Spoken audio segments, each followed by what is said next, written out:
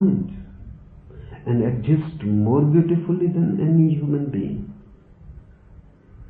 The birds exist without the mind and exist in a more ecstatic state than any human being. Look at the children, which are still not civilized, which are still wild. They exist without the mind. And even a Jesus or a Buddha will feel jealous of their innocence. There is no need for this mind. The whole world is going on and on without it. Why you are carrying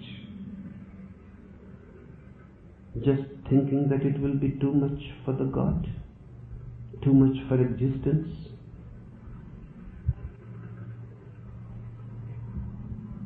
Once you can put it down, even for a single minute, your whole existence will be transformed. You will enter into a new dimension, the dimension of weightlessness.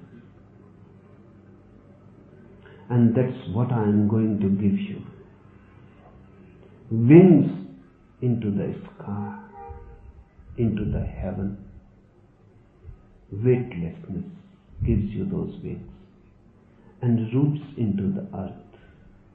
A groundedness, a centering.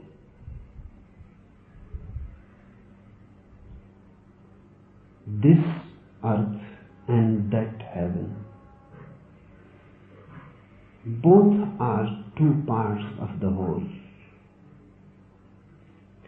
In this life, your so-called ordinary life, you must be rooted.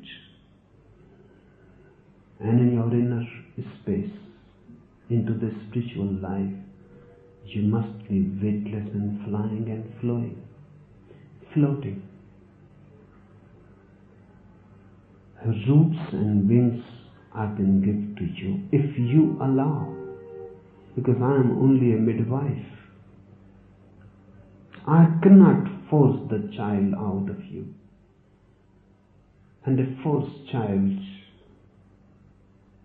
will be ugly, and a forced child may die.